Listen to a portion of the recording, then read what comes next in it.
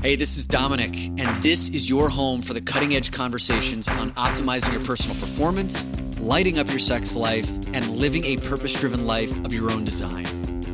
These are the topics that Dominic and I have both struggled with in our own lives and still don't always get right. This is Brian. Welcome to the Great Man Podcast. There are 4 crown jewels in the Great Man Within community. One of them being this podcast, and the other 3 being the communities of brothers in the Great Man Masterminds. And those are brotherhoods of 13 to 30 men who have embarked on a minimum year-long journey to discover and live the Great Man within them while in a community of other men. And if you all have been listening to these last few episodes, you know that I've been having conversations with you and the masterminds about me winding down my leadership in each of those capacities by the end of this year. And last night was a really emotional conversation with the first mastermind, Mastermind 1.0, which is kind of the original group that began back in the beginning of March of 2020, right when the pandemic hit, we launched. So in that sense, it was almost like a blessed group that came together under the craziest conditions that any of us have seen in our lifetime, which kind of created some magical conditions to forge a brotherhood. You know, we kind of look at ourselves as being chosen ones, you know, to have that incredible experience of coming together when the rest of the world was in uncertainty.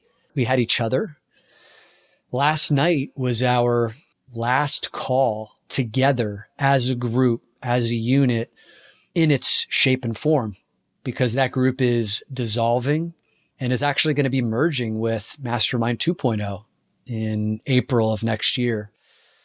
And so as a unit, as a group, we got together last night to say our goodbyes, and some guys are leaving, you know, who have completed their journeys. They've been with us for 2.5 years and now are moving on to other things. Other guys are making their recommitments to the next adventure. It was really cool to kind of go through that experience of saying goodbye and to celebrate those men. And then also to see this like fresh new recommitment that begins in 4 months from now.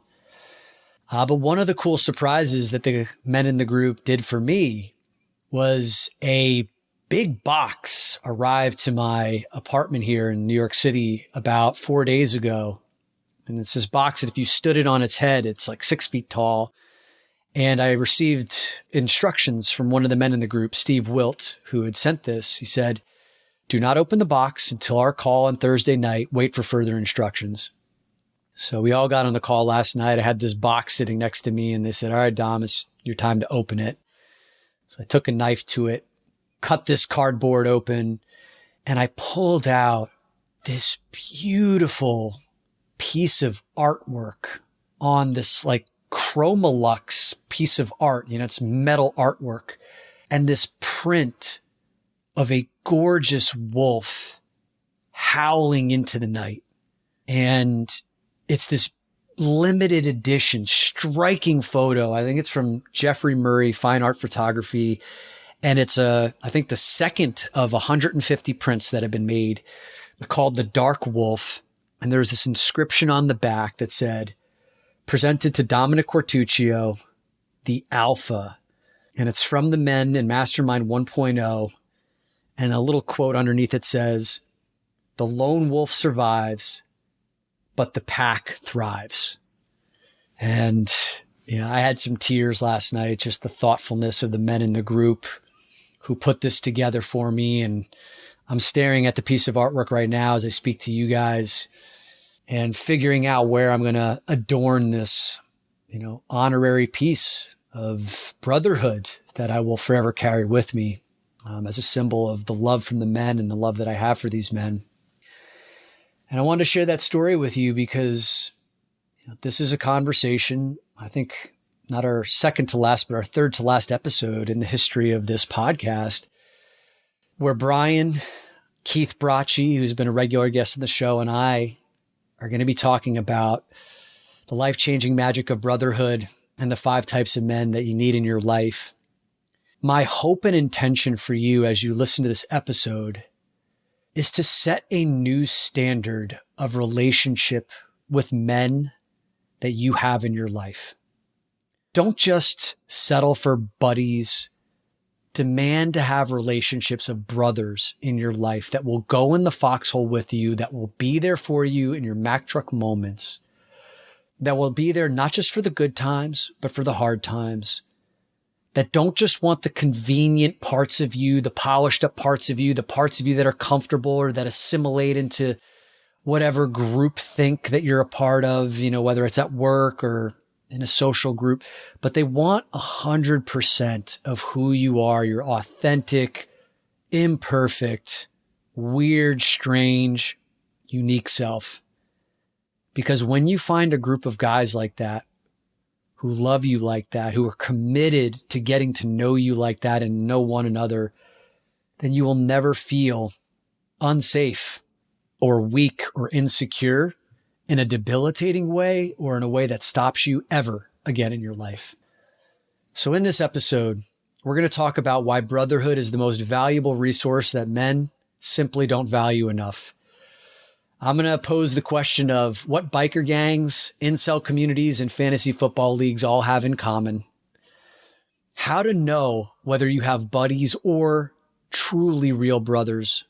How brotherhood enables warrior level resiliency during the Mack Truck moments, right? Where you get hit by the Mack truck.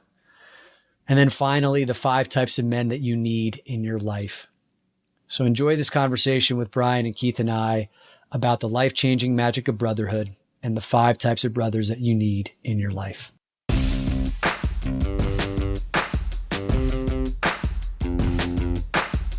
Well, we got the dopamine detox squad here between Brian, Keith, and I. I think we have a collective 65 to 70 days of no masturbation going on here, fellas.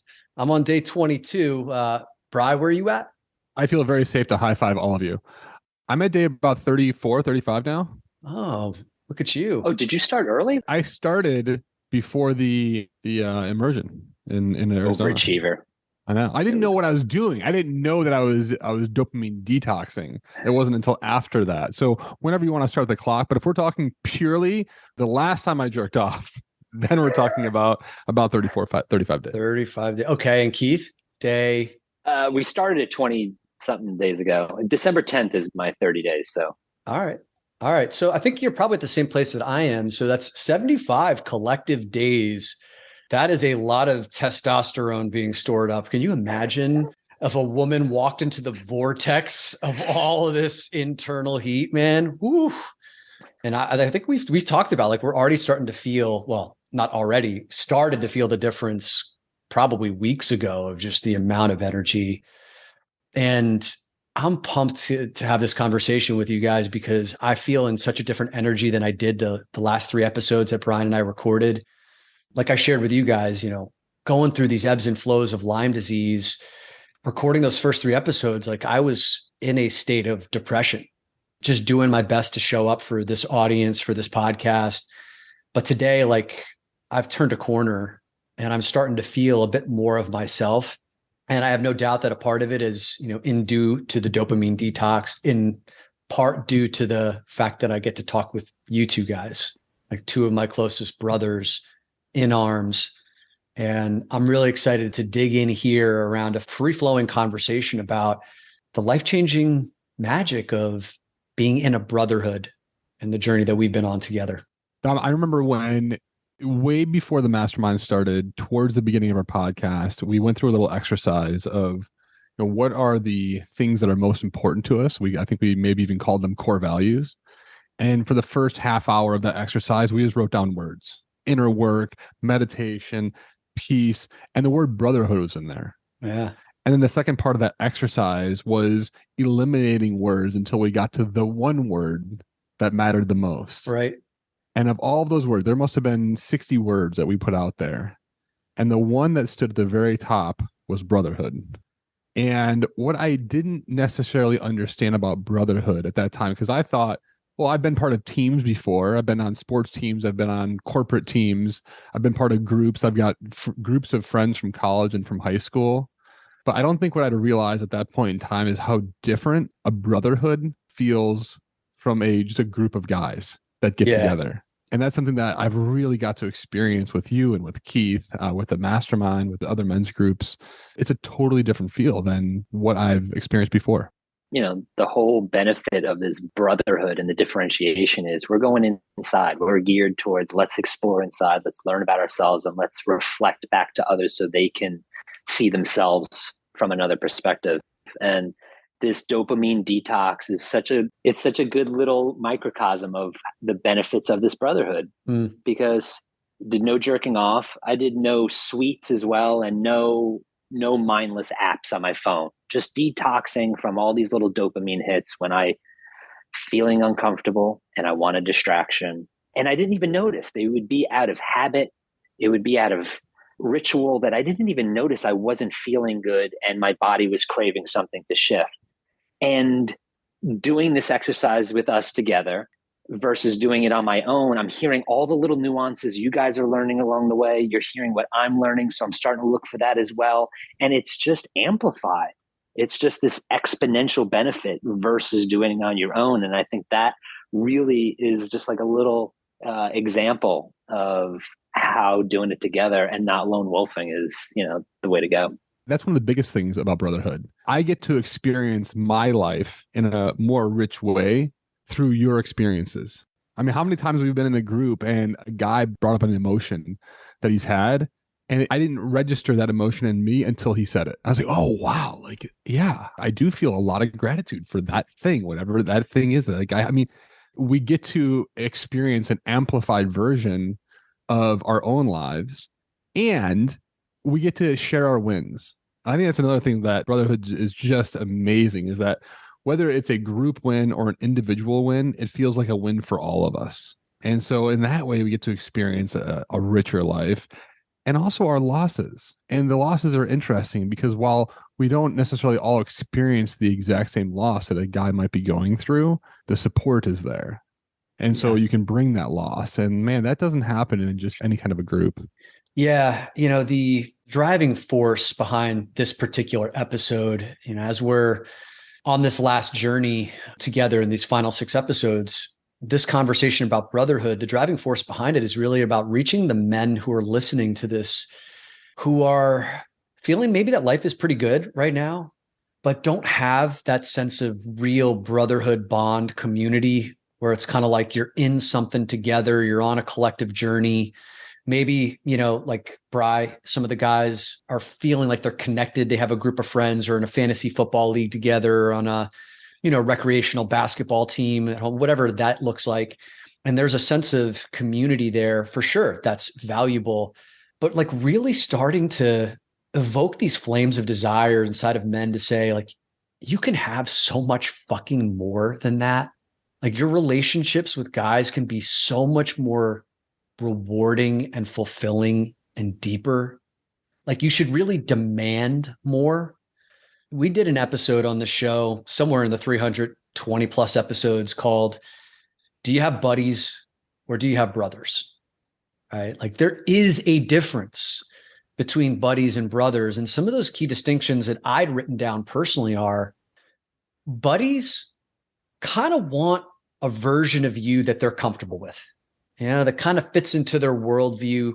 Brothers want 100% of who you are, right? All of the weird bits, all of your dark stories and things about you that aren't maybe convenient. They want your rough edges. They want the parts of you that are maybe frustrating or strange.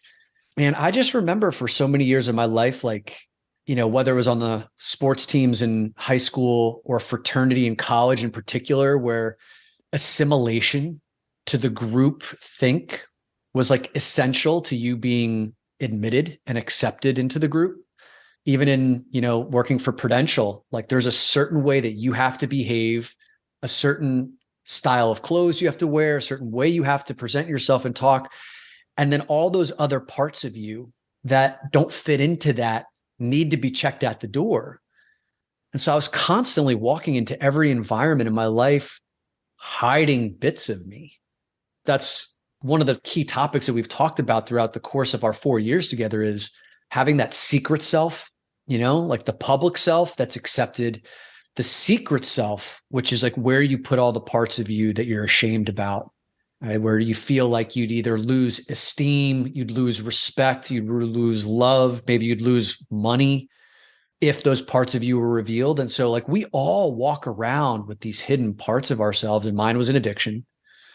But finally finding a place where I could reveal those parts of myself and then realize that I was loved and respected for that connectivity, that really changed everything about my worldview and started to bring a sense of like deep inner safety around who I was allowed to be, and who I'm allowed to be is 100% of my authentic self.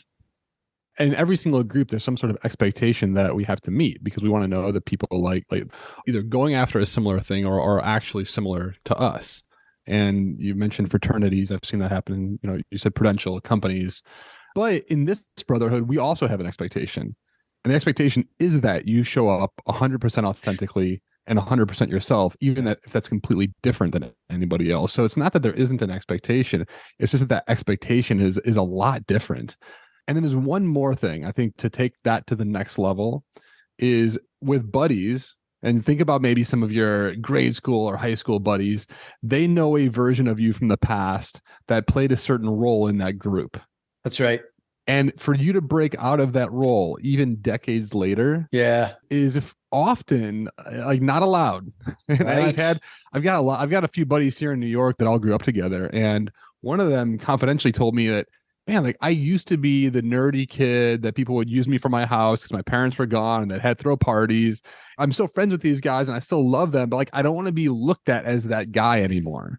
And the difference between that and a brotherhood is that there is another expectation in a brotherhood, in this brotherhood, and that's one of evolution. It's ones where we expect you to change and expect you to grow and expect to hold us to that same standard. Yeah. And that's a different dynamic altogether.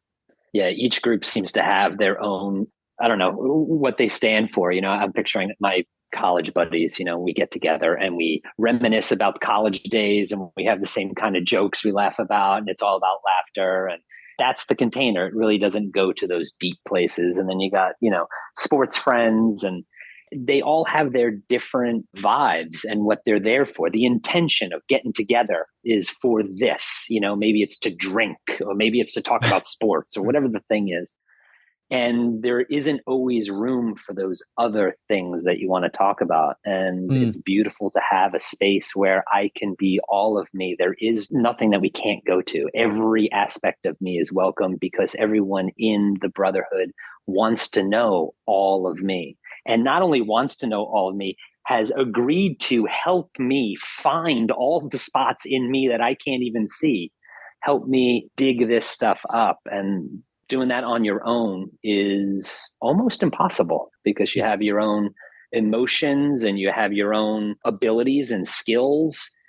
And doing it with one other person's great, but doing it with 20 other mirrors who can reflect back you in different ways to show who you are in different, beautiful ways. It's magic.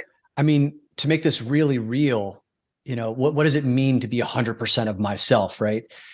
At any given point in time, there's a guy in the group who's dealing with a substance abuse issue, that's dealing with chronic porn use, that is a superstar at work, but feeling completely disconnected and has lost their mojo and passion for their work and is feeling completely lost and is terrified for anyone to find out. Someone who's straying on their spouse, or their spouse is straying on them and don't know how to talk about it anywhere else, right? People who are going through moments of existential crisis. I have no idea what my life is about or what my future is going to bring. Guys who are dealing with loved ones who are dying and don't know how to talk about that anywhere else. I mean, the list can go on and on and on.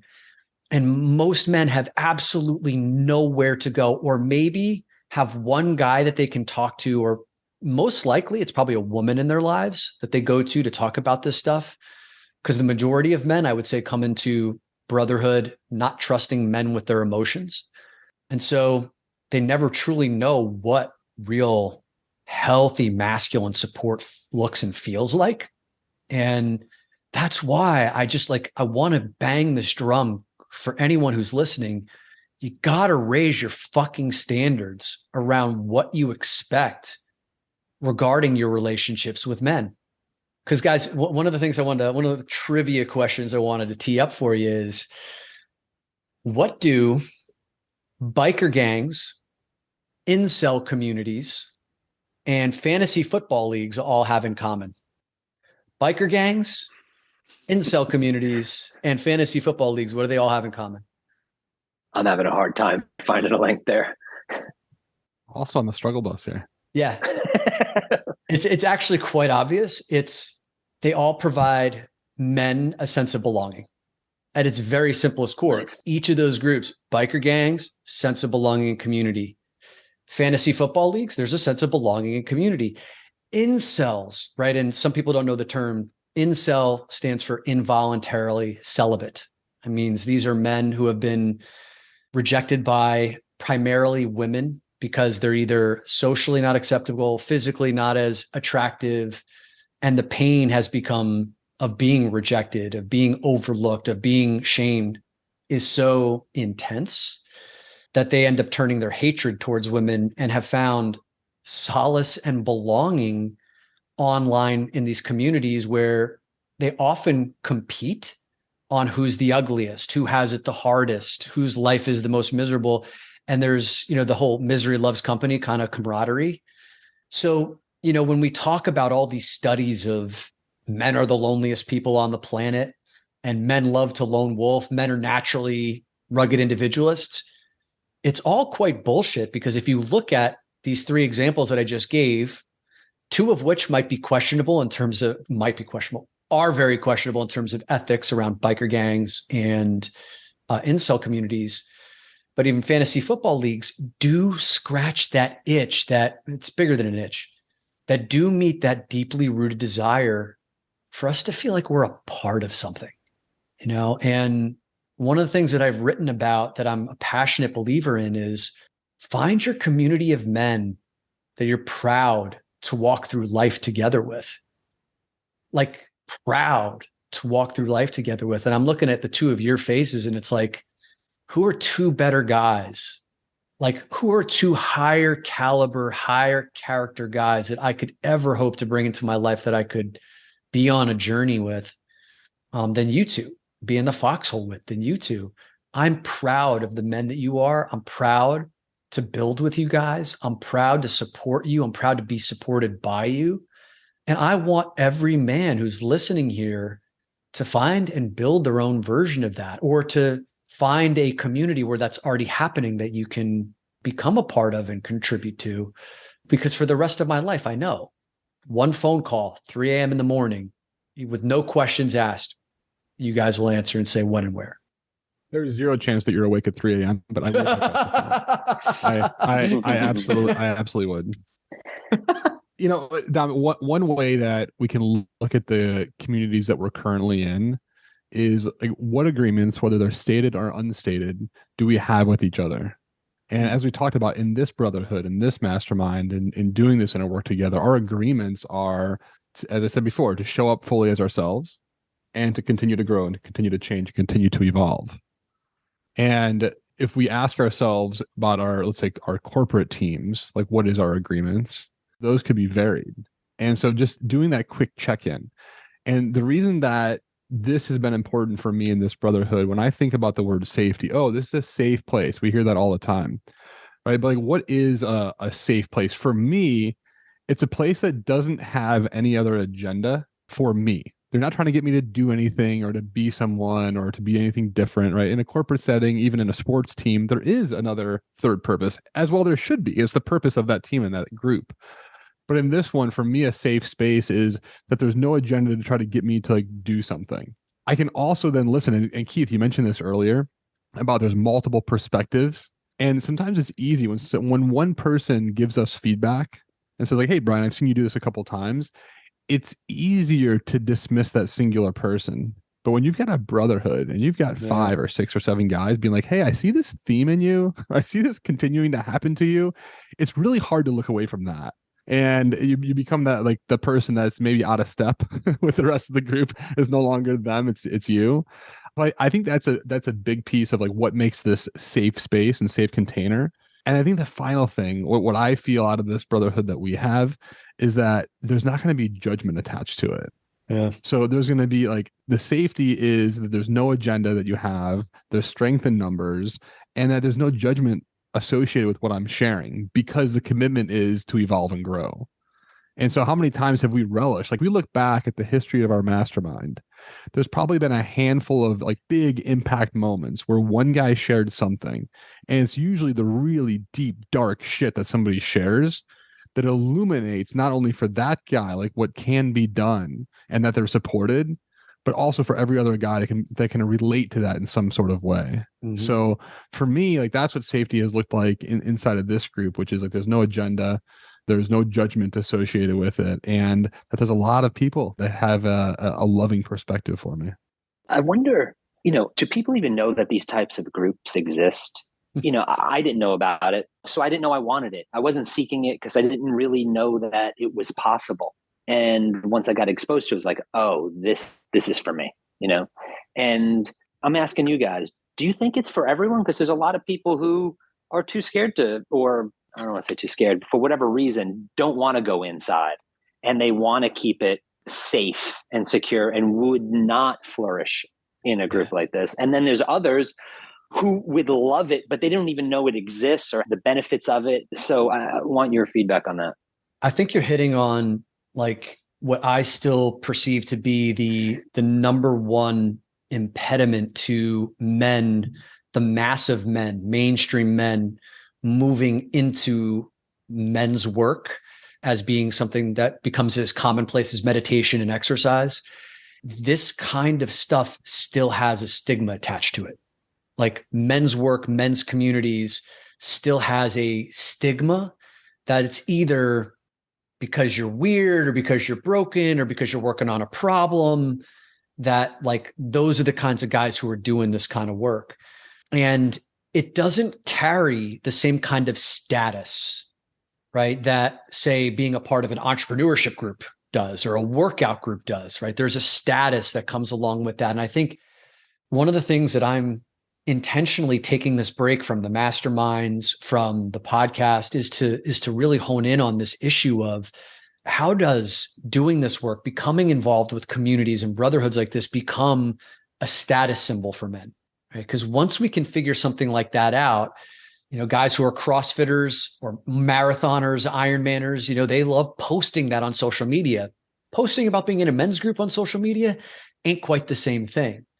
And until we figure that out, until guys are ready to like put their flags down and to fly it and to scream from the mountaintops because it's cool, then we won't have that tipping point that leads to the 10 million man mission. And like, to your question, Keith, the awareness that this stuff even exists will continue to stay under the radar for most. Yeah, I think someone seeing the benefits of it. Otherwise, you don't know. Like someone saying, like an entrepreneur group, someone's like, I'm a billionaire now, and I got there because I was part of this organization and they helped me get there. So what is the benefit of going in there? And maybe you guys can share a few of your experiences of like, what have you gotten out of this? How have you transformed? What's different about you now versus before being in the group? And we started the mastermind about, was it 2 years ago? 3. That's about right. Yeah. 3. Yeah. And for each guy, 3 years ago. And for each guy that joined, we did an intake. And we asked that very question, like, what are you doing here? What are you looking to get out of this? We were talking with one of the guys last night, and for his intake, he wanted to be able to trust men. That was one of his goals, and to find love. And here we are at 3 years later. And he's like, I trust all of you guys. Like, oh my gosh, like this entire group of guys, like, not only do I trust you guys, but I love you guys. And I believed in every piece of my soul that he was being completely open, loving, and transparent. Yeah, he was. And he also found love. He's also dating someone. It's a joy for us to hear about him dating this woman because of how pumped he is about it. And so that's one story. That's one guy. But each guy has a story like that. And I agree with you, Keith. It's so easy to look at these other groups and like, did you win a championship? Did you start a business? Did you do all these things? These wins are so internal and things that you may not post on Facebook. Sometimes it's really, really hard to see that. But yet they're the things that we want the most in life. Yeah. And that's the thing. You nailed it, Bri. The biggest benefits that happen in brotherhood are often the things that other people wouldn't value. I mean, think about what you and I went through this past year. You going through like an extended chronic depression, deep, dark. Me, Lyme disease this past year, being the most debilitating, merciless experience I've ever had. Pre-brotherhood, you and I were friends. You and I were buddies, right? We may have, if we didn't have the background of the brotherhood that we've been walking through for these past few years, having this experience from this past year, you and I may have exchanged a couple of messages with each other, touch base once per 4 months, but it would have primarily have been a really deep, dark abyss that you would have been in all on your own, that I would have been in all on my own. And instead, every fucking day, you and I were in the trough together, shit piled all. It's just like, Andy Dufresne in Shawshank Redemption, going through that sludge of shit and debris and feces. And we were in there together. And that was a saving grace that, like, for the rest of my life, I will remember being in that with you.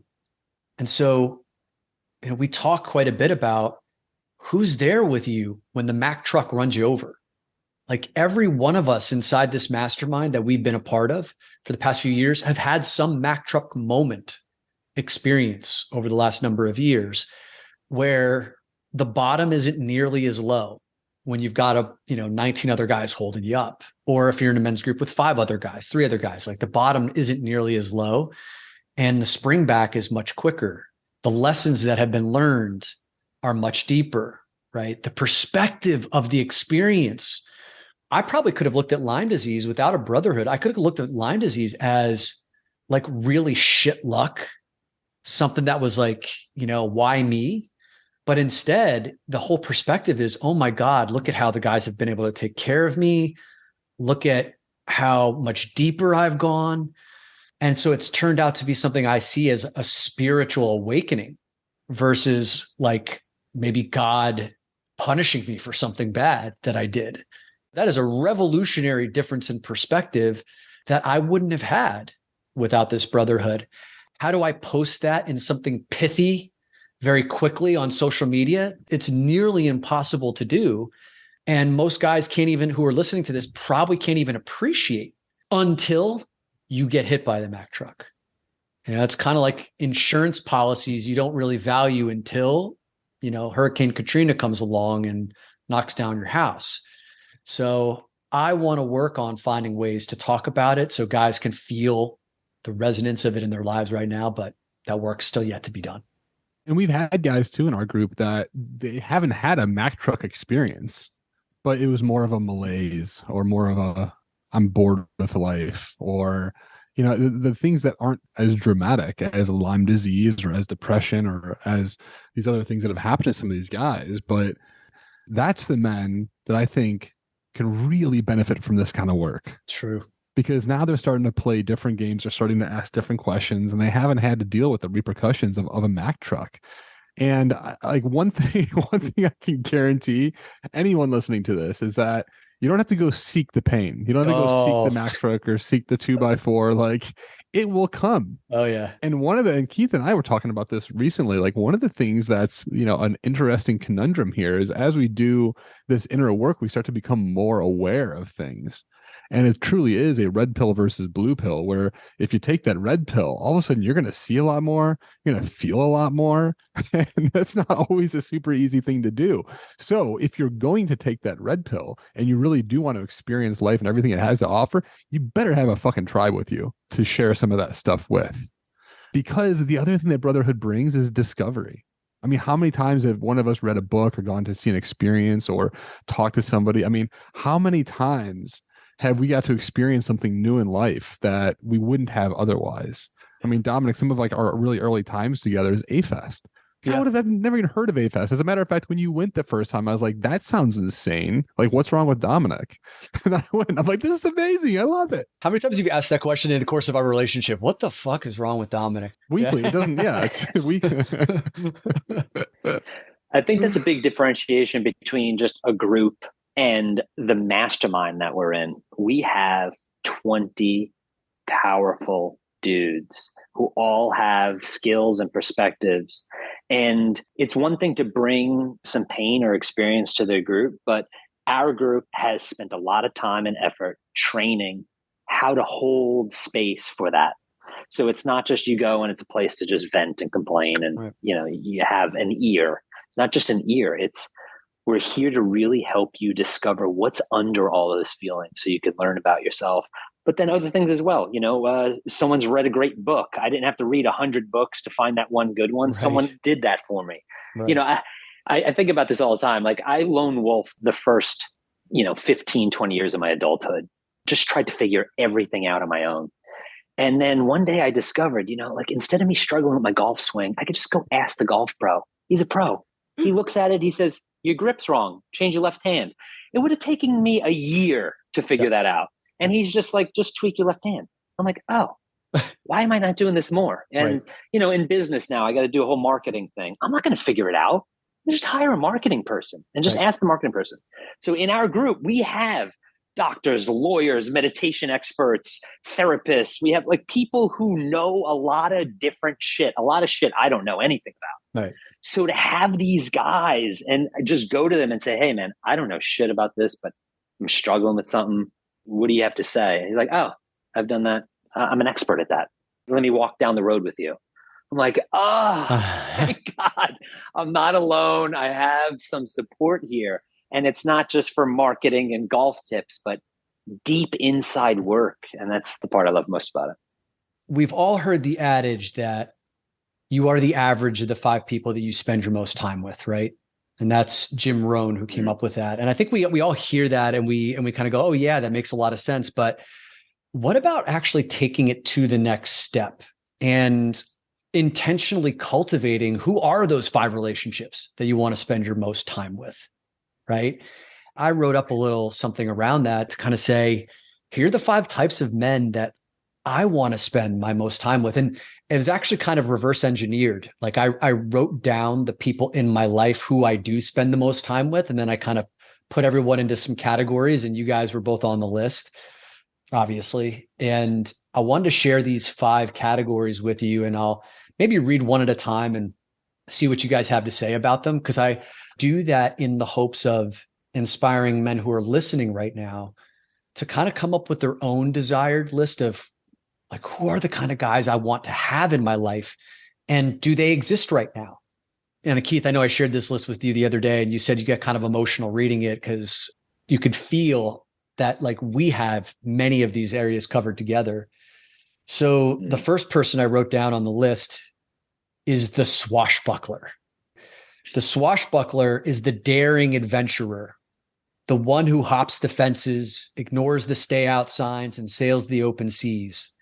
He inspires you to boldly go where you've never gone before, physically, mentally, emotionally, and spiritually, and he will go on the journey with you.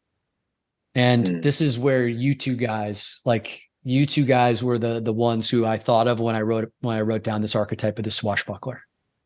Arr! I think that's what a swashbuckler does, right? You make very piratey sort of noises. Yeah, I like that. I love this archetype, Don. This is I'm so curious to see what else you have on the list. That one, like, that hits me. That's a really important part of my life, being that and having that in my life. I can even think about it hits my dad button as well, where both my daughters they follow the rules and they're really good kids, and I have to push them and introduce them to mischief and to breaking rules and to going over the line and let's try this. And like, no way, Dad. And I'm like, yeah, let's do it. And like, okay, like the video with Ava this past week. Yeah, I sent it to you. My daughter saw this like video on TikTok and she wanted to like recreate it. And so we went to McDonald's drive-through and she ordered an ice cream cone, a vanilla ice cream cone. And when she pulled up And to get the cone, she just grabbed the ice cream on top with her bare hand, shoved it into her mouth, and said, "Thank you," as we drove off. And the McDonald's attendant is sitting there left holding the cone, thinking, what the hell was that? And we had to clean up the ice cream in the back seat of my car because my daughter's dying laughing, spitting ice cream all over the place. And she couldn't keep it together. And she felt she was so nervous beforehand. Should we do this? I'm scared. And I'm like, do you want to do it? She's like, I want to do it, but I'm scared. All right, then we're doing it. And it was just this exciting breaking the rules thing. So it felt very swashbuckler to me. Yeah. And I need that in my life because like I can tend to get kind of rigid sometimes, and I need that kind of energy around me. Bri, it's one of the reasons why like our dynamic on this podcast works so well is sometimes I could be very serious and get on a track. And then you just come right in like you did a few moments ago. And you're like, yeah, there's no way that you're up at 3 a.m. And then boom, and like crack a joke and it brings levity to the situation. So the swashbuckler, that's number one. Number two, the truth teller. This is the man who has the courage and the 2020 vision to tell you the truth about how you're showing up in your life. Right? I think that every man needs someone in his life who's like not afraid and also has that hand, that loving hand to tell you how you're showing up in your life and not showing up. I want to honor you for especially that last piece. You're very good at not only identifying something in someone that you want to bring perspective, but you have that hand where you can deliver it in such a way where it's coming from so much love. And I don't get defensive. I welcome it. I thank you for it. It's a beautiful skill that you have. Thank you. Number three, everyone needs this guy. The no questions asked guy. The man who answers your call at 3 a.m. for those who are actually awake at 3 a.m. The man who's got your back no matter what, no matter where, no matter when, no questions asked. Obviously, you guys fall into this category. I also wrote down my dad. There have been times in my life where my dad's like really stepped up. I remember 23 years old. I just graduated college. I always had been really responsible when it came to not drinking and driving, but got sloppy around that near the back end of my senior year. Like never once had even one drink and got behind the wheel of a car. I was pretty religious about that. But the back half of my senior year, I got sloppy. And when I moved to Philadelphia for my first job, not knowing many people, out of my element, feeling kind of lost, I got tuned up, blackout drunk, drove home and got pulled over. Thank God, hadn't hurt anybody, and got put in jail for the night, which was a surreal experience, scared straight kind of shit. The next day, I was terrified to tell my parents about it. And I didn't know because like they'd beaten that into me, for years, not to be irresponsible around that. And like understanding that I could take someone's life doing that, not just my own. And when I called home, the first thing I was met with was love and compassion and are you okay? And what came later was what the fuck were you thinking? But the first was kind of that gentle hand of they could see that I was broken up. That I was like, that was so out of character for me and lost. And so it was, what do you need, Dom? Like no questions asked in that moment. And then after we had the big boy conversation about, how are you going to atone for this? And there's been probably, 24 more experiences like that where my pops has shown up in that capacity for me. Beautiful. I actually seem to judge people, judge the level of my relationships with people on if they are that guy that will show up at 3 o'clock in the morning, questions unasked. Like right. In my mind, I go, is this that level of a friend? And it feels really good when you find someone that no matter what, they're going to fucking be there. And I'm like, this is my man. Right. All right. Number 4 is the archaeologist. This is the man who has the skills, the instinct, and the endurance to help you dig deep and to find the buried treasure within you.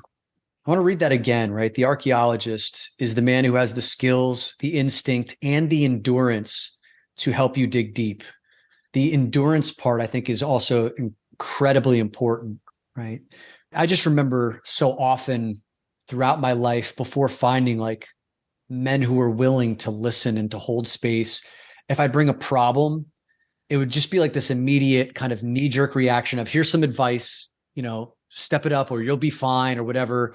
And it would just kind of be like 15 seconds of troubleshooting and then they were done. Like they just didn't have the emotional endurance. And this is what women complain about men quite often is like guys just have no emotional capacity to hold grief or sadness or complex emotions. And so we're just kind of like, fixing, are we done? But the archaeologist is like, nah, man, this is like the treasure hunt. I'm here for it. I want to get to the bottom of that. Like he relishes in that. That's one of the guys that needs to be in my world. That's the juice, right? We've played the role of we teach the role of archaeologist in the mastermind. And it's been so much fun to both play that role and teach that role because that's where the juice is at.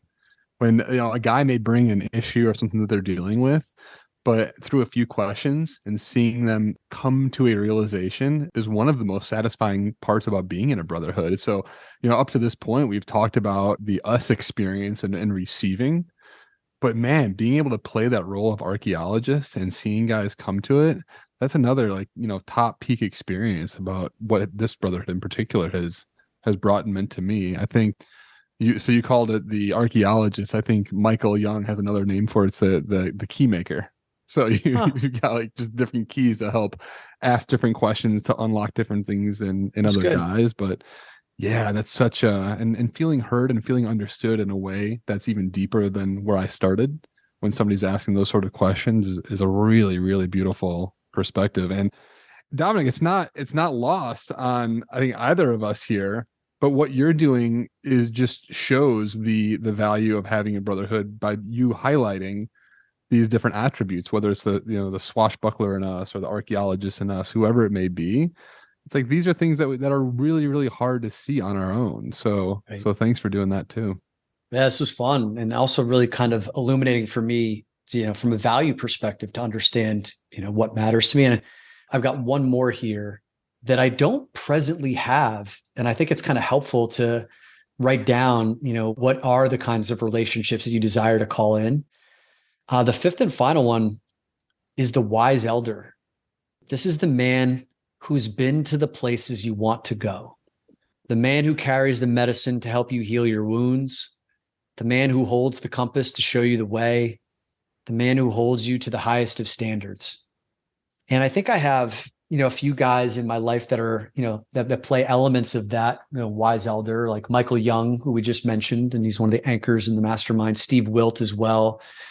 Two men who are in their mid to later 50s who have families and children that they've raised, who have been very successful in business. One is at the absolute top of his financial advisor profession. The other retired from work after 30 years and, has plenty of income to carry him through the rest of time.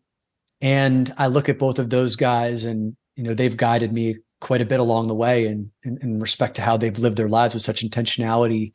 I also aspire to have a wise elder who's walked the path of inner work, because that's really kind of the journey that I've been seeking.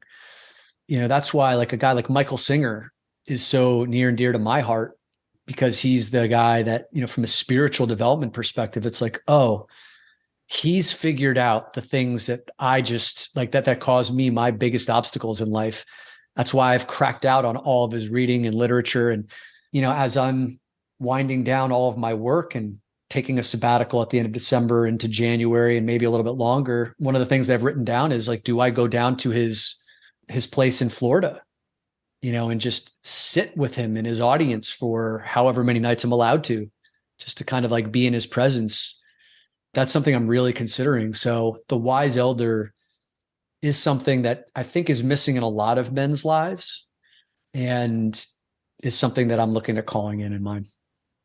The wise elder, I feel like I have in just certain pockets, in this category, he's the wise elder, but the all-encompassing one, yeah, I would think of like a Michael Singer or, people that I don't know There's no one I see around in my life that has gone on that path and has kind of mastered the parts of themselves that I aspire to one day, where I'm like, okay, he did it. He figured that out. What's he doing? And, hey, can you hold my hand a little bit through this process? And that's why it's felt so lone wolfy, because I can go to the golf pro for my golf swing, but who do I go to for this stuff? So we just have a big collective group of guys that are all trying to figure it out together, because there isn't that one that can just hold our hand and walk us down the road. And I wonder if that's by design. We started this podcast talking about brotherhood and how these aren't necessarily the succinct things that you share on an Instagram or something like that. And so where are those kind of guys? I don't really know. Right. I'm reading a book right now called Imaginable by one of my favorite authors, Jane McGonigal. And what she likes to do is create a future scenario. And this is a scenario that doesn't exist today. Maybe is the technology or the timing or whatever it may be. It doesn't exist yet. But it's maybe, let's say, 10 years down the road. And so she imagines this future and then asks participants questions about how they might react to something. And one of the ones she did recently was called Feel That. Feel That is a new social media platform. But instead of putting your pictures in there or writing your content, there's a little sensor in your brain that can tell what you're feeling emotionally. Oh, wow. And so what it does, it's a direct push to the social media platform of like what somebody's feeling in any kind of given moment. And so some of the questions she asks is like, well, who would you follow? Like, who would you want to hang out with? What are the types of groups that you would want to be with? And I imagine a platform like that would be really interesting for like the wise elders that we're talking about. Like, could you imagine like what a guy like that, like the guy that we're talking about right now, just zen, like, right, in perpetual peace, and like it'd be so much easier to find those guys if we just could like somehow see their emotions and prove like, oh, that's the guy actually feeling peace in any given moment. Let's go have a conversation with that guy. I want to learn from that guy. Right. So I know we're getting close to the close of this podcast because Dominic starts to get antsy right around 45 minutes. I have to But there's one thing we haven't talked about at all yet. We've talked about some deep stuff, some dark stuff, some reflective stuff, but like this is a lot more fun. It's more fun having 3 guys on this podcast right now than I imagine Dominic when he does solos. Like it's a lot more fun having 20 guys in a group, right? Bullshitting and going back and forth and having these inside jokes and everything else that goes along with being a group. I know a lot of guys, they start this journey on their own. They start off as the lone wolf, listening to the podcast, reading the books, and like trying to quote, get better or get to whatever level they want to. And they can. But not only is it slow, shallow, and incomplete, but it's not nearly even close to as much fun. And I see 2 big smiles on the screen across from me here. So let you guys take it from here. Yeah, Brian, you make such a great point, because when we are talking ad nauseum about like the deep inner work and getting hit by the Mack truck and talking about, the emotional stuff and the secret selves, it can get very heavy. And sometimes it is, but we do have a shit ton of fun. We're in a group chat every single day. Joyous occasions are celebrated. Guys who have big successes at work or birthing children or celebrating a child going off to college. I mean, or just the random memes that make their way through, the senseless, stupid memes that crack you up on 2:30 on a Tuesday. Like, you never feel alone. And there's always like a guy at a moment's notice who wants to make you laugh and then also put his arm around you when things are tough. So thanks for always bringing that in. Like, you're one of the guys who brings that fun. Keith, you were kind of saying this before the show about how we're going to have this whole conversation about the benefits of brotherhood. Where do we lead these guys, at the end of the conversation, if they've been inspired? And as we are closing down our communities right now for, temporary or the definite future, the great man within is not a place that's available, but there are incredible institutions for brotherhood that have existed for many years. The one that I always recommend is the Mankind Project. That's been around for decades. We recommend the book King, Warrior, Magician, Lover by Robert Moore and Douglas Gillette. Those are 2 of the architects who helped design some of the initiation rituals around the Mankind Project. I've been through it personally. Every Man is a group that formed, I think, 6 years ago. And their formula and format is the thing that Brian and I followed in our men's group for 4 years. And they do a lot of virtual groups. Sacred Sons is a great group to follow on social media. They seem to have an incredible like lineage and tie to native tribes and very old school rituals out in mountains, forests, taking your shirts off, reconnecting with nature. They do a great job. And Keith, I know you did something called the Sterling Weekend, which I'm not as familiar with, and maybe you want to like spend a minute on that. Yeah, it's a long weekend where you go in there not knowing what the hell's going on, and you come out with a band of brothers, and they have what they call the point program, where you spend time with elders in a group and they guide you through to help you discover what's going on inside you, all the good stuff. So everything that we're talking about is available there as well. Yeah, and you did that 20 years ago, and I know you still have friendships from those 20 years ago. I ended up meeting one of those guys recently. We hung out. So absolutely. On the podcast these last few weeks, we've been talking about like, what is your bold move for 2023, right? That courageous and decisive act in pursuit of the life you want to live. And for many men, that bold move could be finally signing up for the men's retreat. Do the 3-day weekend at Mankind Project, do the weekend at Sterling, join the 6-month online program for every man, like start your own men's group. Maybe there are 4 or 5 guys who are local to you that just want to get together on a bi-weekly basis and say, we're going to do this for the next 3 to 6 months and see what happens. Like that could be your bold move if one of the things that you deeply desire is a relationship and a brotherhood like we've been talking about for the last 45, 50 minutes. Landmark, another one you'd recommend?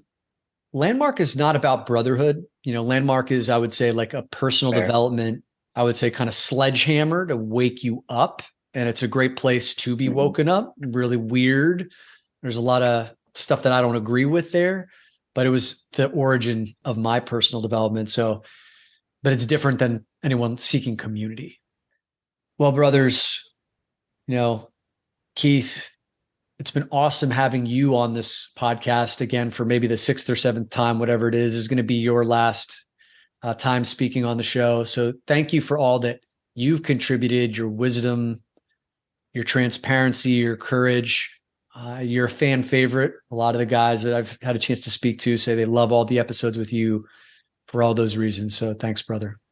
And let's not forget, thanking you for the term and the knowledge of your extra medium dick.